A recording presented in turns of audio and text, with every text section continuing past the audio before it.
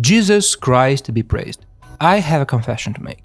I am absolutely in love with alchemy in Kingdom Come Deliverance. There's something about it. That sense of solitude, the sound of clinking clay jars and bubbling pots, everything about this mechanic pulls me into this kind of flow state where brewing feels almost like therapy. Now, knowing Warhorse Studio obsession with historical accuracy and realism, I always wondered how realistic are these potions really, and where's the line between accuracy and gameplay compromises. I hope that you got curious because you are bound to find some really interesting stuff. Let's go. Let's start with one of the most underrated yet absolutely essential remedies, especially for gluttons, the medieval equivalent of Pepto-Bismol, better known as the Digestive Potion. The recipe for this remedy differs between Kingdom Come Deliverance and its sequel, so we'll cover both versions. But first, it's hard not to notice how much more creative the potion's descriptions were in the first game compared to what we got in the sequel. Just listen to this. If you have overeaten or overindulged in alcohol or stuff yourself like a pig at table and down rivers of wine, try taking this potion to soothe the stomach and remember next time that he who eats modestly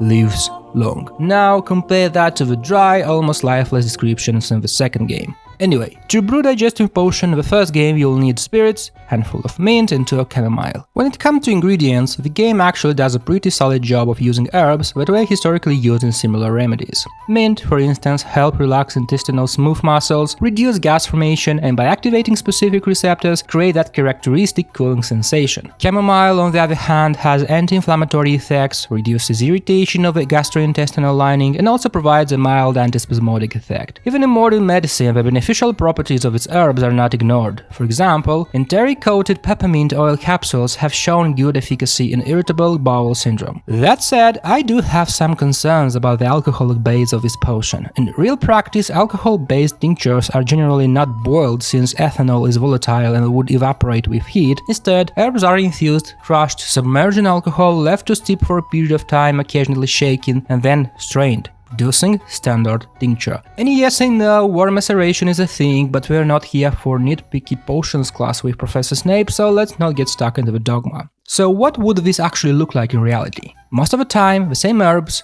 mint and chamomile, would simply be used fresh or dried and stepped into boiling water as tea. Alcohol-based remedy did exist, but in the 15th century they were rare and expensive due to the complexity of distillation. Now, in Kingdom Come Deliverance 2, the recipe changes. No spirits anymore, instead you get water, nettle, thistle and charcoal. And honestly, I prefer this version a lot more, and here's why. Just look at this. Thistle with its bitterness stimulating digestion and providing a mild choleritic effect, nettle with its gentle anti-inflammatory properties, and of course, the most interesting part, charcoal, which is almost a direct prototype of modern enterosorbents. Now, you won't find this exact combination in surviving medieval medical text, but the underlying logic is actually quite accurate. And that's where the design improves. Both games capture medieval herbal medicine surprisingly well, but they do it in different ways. So overall, I'd say Kingdom Come Deliverance get a 7 out of 10, still a good idea but slightly inconsistent, but Kingdom Come Deliverance 2 gets a 9 out of 10. Not perfect, but clearly more refined system. Now let's move on to something more interesting, the Nighthawk Potion, which basically turns Henry into Sam Fisher, quietly deleting entire human comes in full stealth mode. As for the recipe, both games share the same base, 2 handfuls of Eyebright and 1 of belladonna. The final ingredient is where they differ. In the first game it's cave mushrooms, while in the sequel it's chamomile. So what do we have here? Eyebright, a plant that was historically used for eye conditions like blepharitis and conjunctivitis and even for relieving eye strain. I mean, it's literally called Eyebright, guys. Does it help with night vision like the potion is supposed to do? Well, not really, but I bet it helped Henry pass off stone eyes whenever he got stopped by medieval cops. Belladonna, on the other hand, is a different story. It contains atropine, which blocks muscarinic receptors, causing pupil dilation or mydriasis, medical terms. Those dilated pupils create a distinctive glossy look that was highly prized by Italian nobility, which is exactly where the name belladonna, beautiful woman, comes from. You know,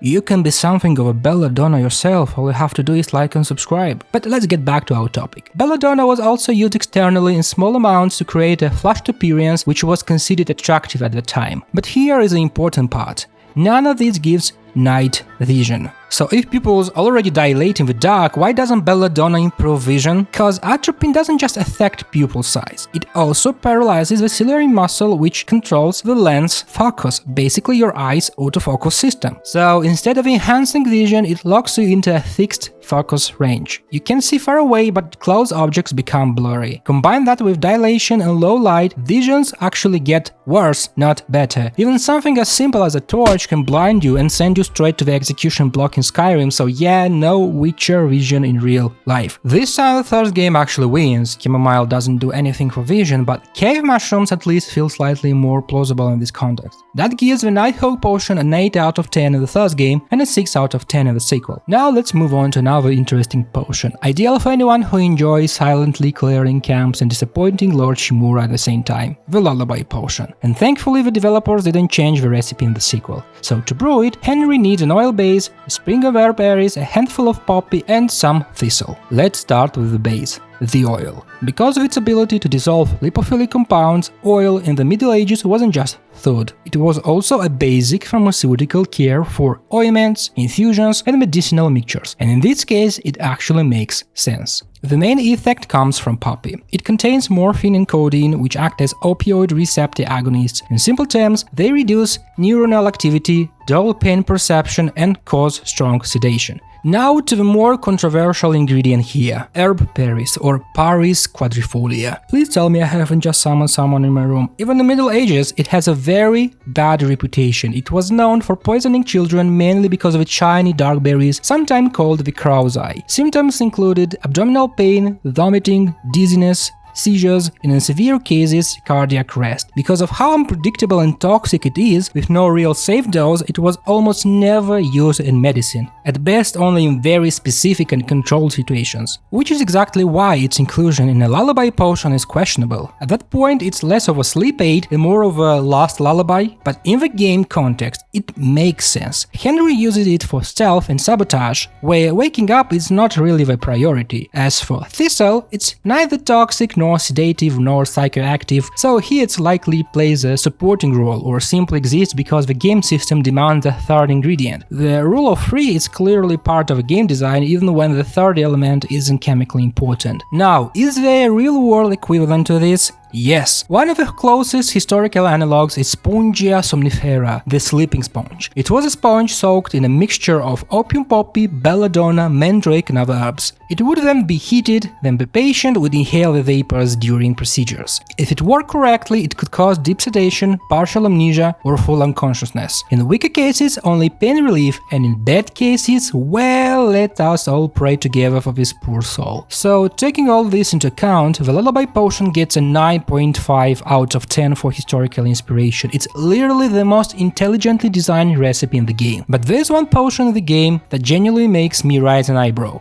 The Cockerel Potion. According to the in-game descriptions, it restores energy, keeps you awake and fights off drowsiness, especially after Henry spent the entire night liberating Kottenberg because those suits of armor won't sell themselves. So the recipe uses a spirit base, 2 handfuls of mint and 1 of valerian. And this is where I have a problem, because none of these ingredients were historically used as anything close to a medieval Red Bull. In fact, one of them does the exact opposite. Valeriana officinalis is basically the favorite herb of every grandmother in Eastern Europe. Trouble sleeping? Take valerian. Nervous before something important? Valerian. And somehow it usually works, because grandmothers are never wrong. Valerian acts on GABA-A receptors, producing sedative and anxiolytic effects. So instead of keeping you awake, it pushes you in the opposite direction, straight into the sleep. As for mint, it has mild antispasmodic and calming properties. That's why it's often used in herbal teas meant to relax the body and reduces stress before sleep. So from a pharmacological point of view, this combination doesn't really make sense as a stimulant. Mint and valerian both lean towards calming the nervous system, not boosting alertness. In other words, this is more of a go-to-sleep peaceful mix, not stay awake and fight Kuman mix. In the end, my opinion on this potion depends on how strict I want to be. On one hand, it's still based on real medicinal medicinal herbs and reflects medieval approaches to treating sleep issues and anxiety. On the other hand, turning valerian into something that behaves like medieval energy drink is questionable, so overall I'd give it a solid 7 out of 10. But I can't let you just go yet, brothers and sisters, before we talk about the legendary Saviour Schnapps, a potion that has probably saved me from more nervous breakdowns than valerian ever could, especially in those moments when the outcome of a battle once again did not go in my favor. First of all, what we call schnapps in historical context isn't a single drink, but a broad category of strong spirits in Central Europe. You start simple. Fruit or grain, fermentation, and you basically get a rough, weak alcoholic brew. Then comes distillation. You heat it up, alcohol evaporates, you collect the vapor, condense it, and what you get is something much stronger. What we have in the game, however, barely fits that definition. It's more like save your soul in a bottle, a mix of wine, belladonna and nettle that in real life would be extremely dangerous. Belladonna does have known effects like pupil dilation and flushing, but it's also highly toxic. Its ingestion can cause anticholinergic syndrome, loss of coordination, confusion, hallucinations, and in severe cases seizures and delirium. Even handling the plant is risky. Traditionally, it's collected with gloves and strict precautions, so yes, historically speaking, this is not exactly a safe recipe. But I like to think there is an interesting philosophy behind it. Saviour Schnapps is basically about control over your fate. It allows Henry to undo outcomes and to try again. And the cost of that power is risk, represented here through something dangerous and unstable. Survive it and you get another chance. Fail and, well, you know the terms. Conceptually, I'd give it a solid 7 out of 10. Interesting idea, but not really grounded in real alchemy. And if we zoom out from individual potions, one thing becomes pretty clear. Alchemy in KCD isn't impressive because it's perfectly realistic. It's impressive because it's consistently playable. Every potion has a process behind it. Steps, timing, tools, small decisions, and that's what make it stick into your memory. So in the end, alchemy here isn't about simulating medieval science. It's about turning it into something you can actually do, not just read about. And that's what makes it one of the strongest systems in the game I ever interacted with. With that, I leave you here. Thanks for watching till the end. If you enjoyed this breakdown, let me know in the comments which mechanics or potions you'd like me to analyze in the next video. And of course, don't forget to like and subscribe.